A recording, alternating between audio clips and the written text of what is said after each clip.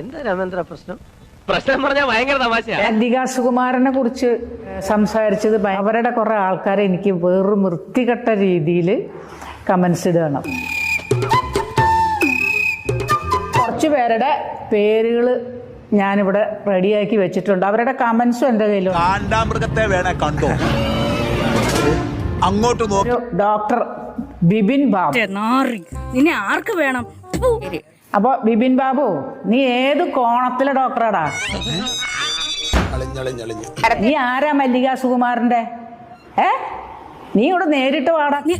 പട്ടി നാറി, നിന്റെ അടുത്ത് ഞാൻ എന്തോ ഉണ്ടാക്കാൻ പറഞ്ഞു. അതായത് പിന്നെ അവസാന കാലത്ത് അമ്മച്ചി എന്തൊക്കെ ആവാനുള്ള ശ്രമത്തിലാ. നീ ജനിച്ചത് എങ്ങനെയാടാ?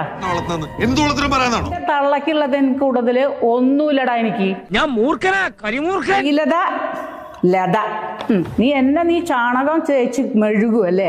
കളഞ്ഞിട്ട് പോടേ, കൊറേ സമയമായിട്ട് കളിയാക്കണം. ചാണകം അല്ല തേക്കാൻ പോണം നിന്നെ.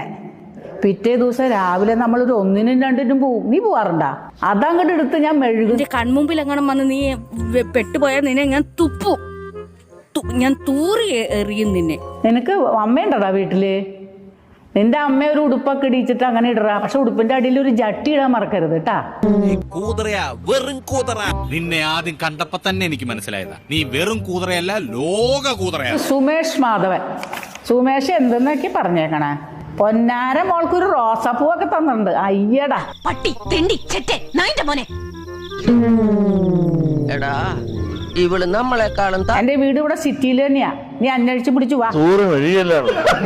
നീ നാളെ നേരം വെളുക്കുമ്പോ നിന്റെ അമ്മയുടെ തലയ്ക്കാമ്പാട്ടൊരു നിലവിളക്കും കത്തിച്ചു വെച്ചിട്ട് 2 തേങ്ങയും കൂടെ ഉടച്ചു വെക്ക്.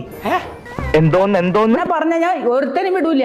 ഞാൻ പറഞ്ഞുണ്ടോ ചിരിയെങ്കിലും വിവരം ഉണ്ടോടാ നാണം കെട്ടവരെ. തന്നെ മൂച്ചേട്ടെ ഒന്ന് പറഞ്ഞ രണ്ടാമത്തെ തുണി പൊക്കി കാണിക്കും. ഞാൻ